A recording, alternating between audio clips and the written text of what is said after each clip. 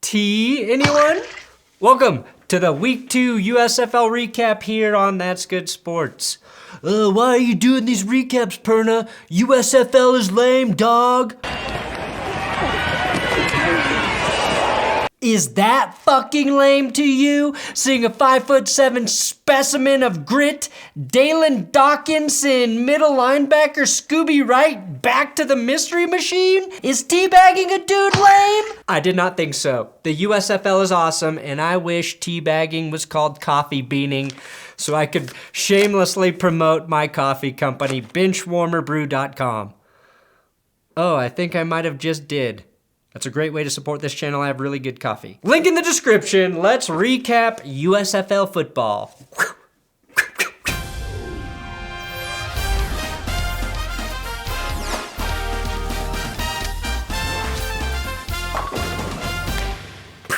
Please subscribe to this YouTube channel. I do football videos every week.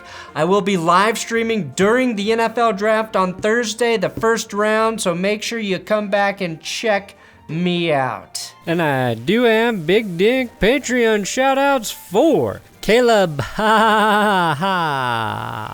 Xavier upping to $25 per month, Dave Butler, Stephen Mullinex, Sir Random Guy upping to 10. Sir Random did a very nice report for the Clickbait Sports crew. Gonna get to that soon on Clickbait. And Tom Bond, Patreons. I think we'll do our Zoom hangout after the draft. That way we can talk about the draft. And all $10 YouTube members, that applies to you as well. Today we'll best and worstify a couple games, a la my NFL recaps, and I'll have a little more in depth for the two good ones. Starting with the Generals defeating the Panthers 10-6.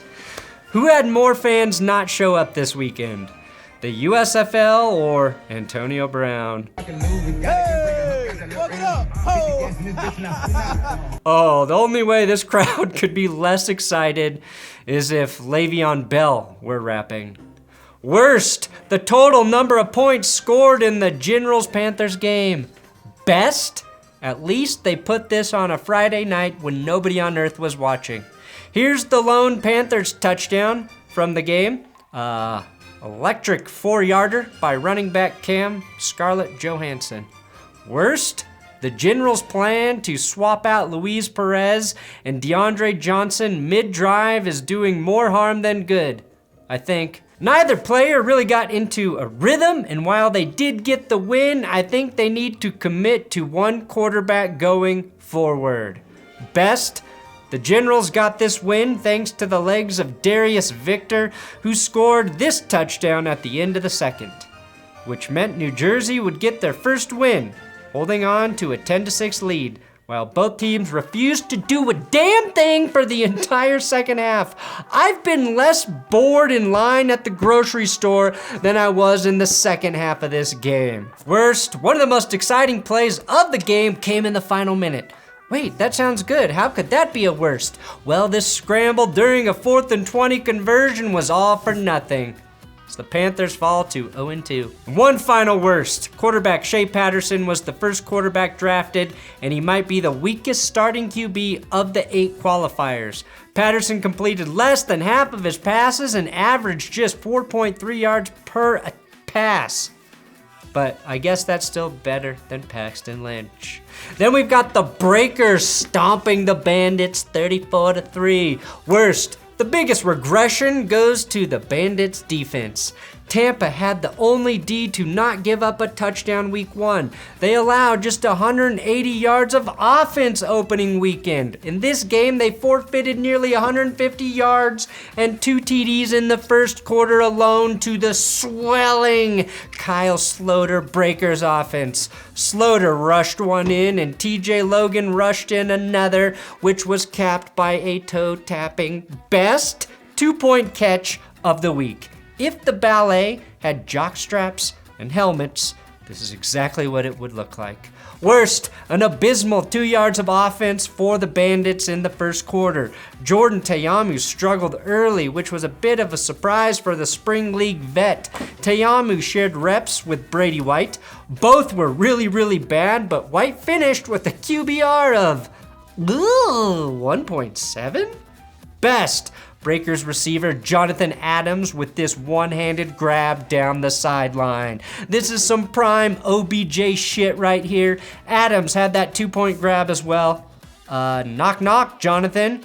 Who's there? It's the NFL calling, motherfucker. I mean, damn it, I ruined my own joke. Best, former Denver Broncos legend Kyle Sloter was the most improved player from week 1 to week 2. Not only did Sloter have the Breakers up 21-3 at half, he dropped this 18-yard dime to former 49ers receiver, the toughest nerd on earth, Sean Poindexter, for the TD. Sloter would finish with 266 passing, 2 touchdowns, and no pick. The only good QB to not turn over the ball this weekend. Worst, the Bandits switched to the Wildcat with time winding down in the first half. They were moving the chains for the first time and then fumbled away the ball and basically any chance they had to get back into this one.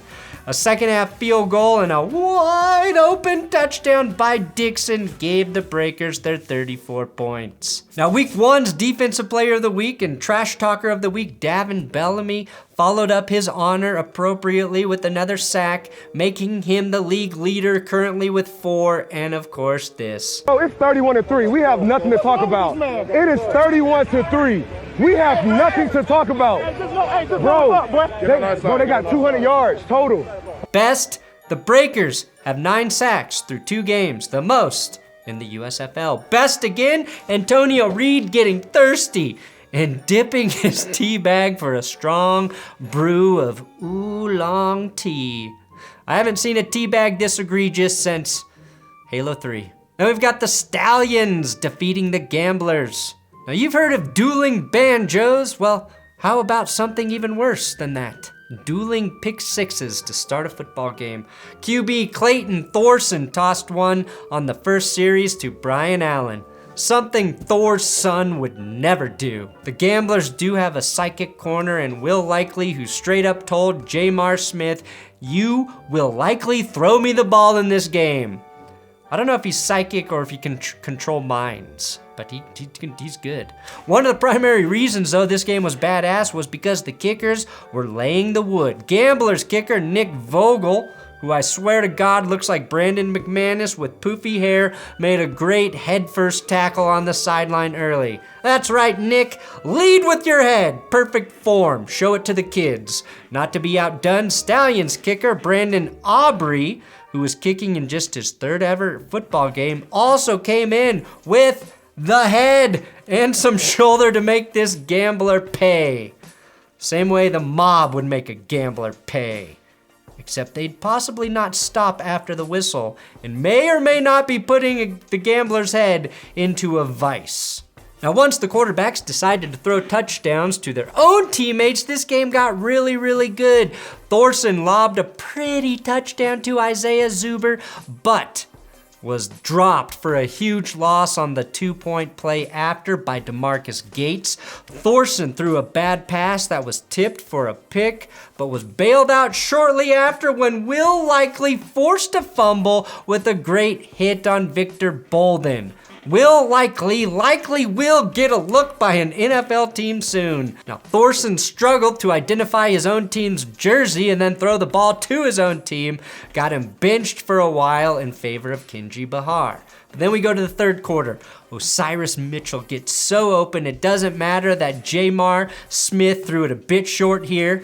Touchdown for the Stallions, plus a hilarious taunting penalty by Osiris after the catch. The NFL would have sent Osiris to the USFL if he tried this shit.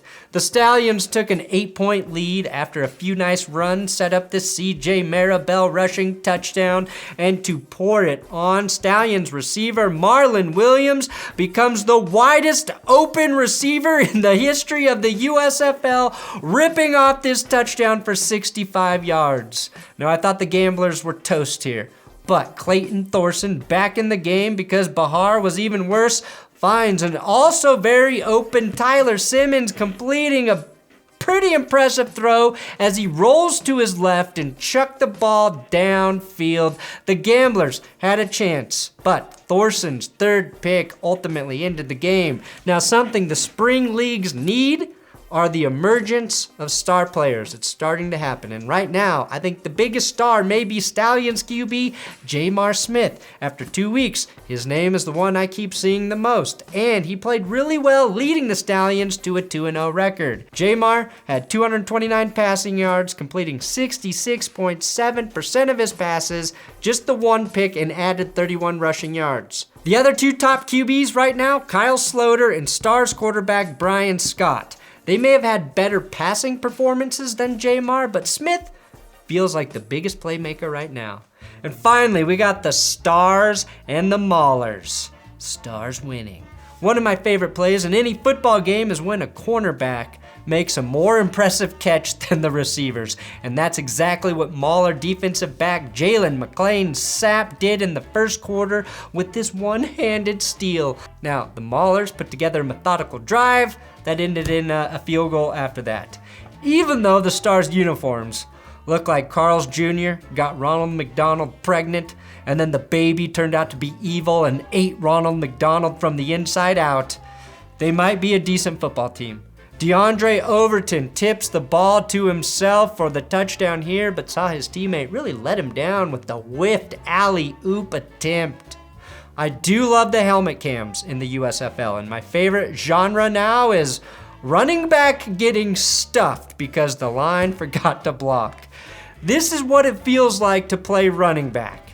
And remember, they are paid the least amount of money. Now the second quarter is what made this game insane. 34 points were scored in the second alone.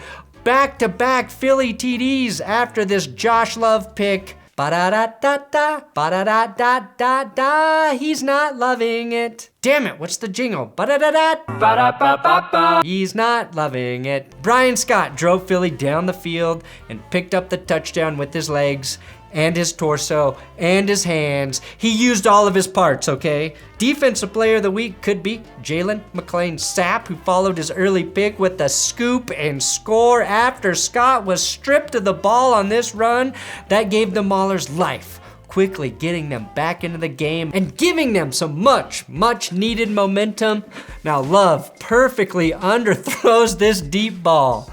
A lack of arm strength is starting to stand out a bit in the USFL compared to NFL quarterbacks, but Love followed it up with a quick pass to former Utes tight end Hunter Theoford.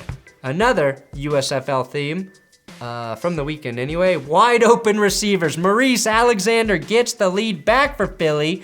That ended the second quarter 34-point streak. Stars quarterback Bryan Scott finished the game with the highest completion percentage of the weekend, 72.2. And if he can play a turnover-free game, you could argue he's the best quarterback in the league, or at least competing for that honor with Sloter and J'Mar Smith. Late in the third, Josh Love went back-to-back throws to Bailey Gaither, including this beauty to Bill Belichick's wet dream of a receiver in the end zone on 3rd and 9. Probably the best play of the season by Love. Gaither became the first wide receiver to cross the 100-yard receiving mark. Remember, a tight end did it last week. Now, the score may have been high, but both defenses had their moment. 7 total sacks in this game, 4 by the Maulers. Quarterback Bryan Scott took control in the fourth and finished it off with the Maurice Alexander touchdown. The only skill player so far that has multiple touchdowns in a game.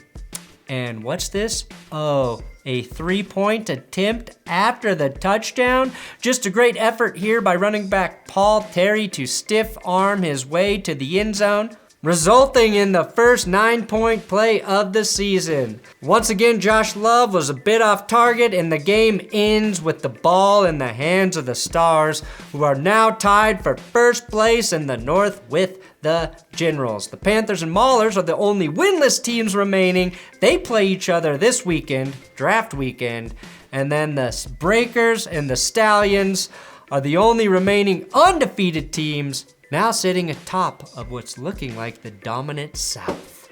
Boom, that's week 2 of USFL football recapped here on That's Good Sports. Please subscribe to this channel. I'm running out of words to use to convince you to subscribe. Can you, get a friend to subscribe? Friends pass the grass, kids.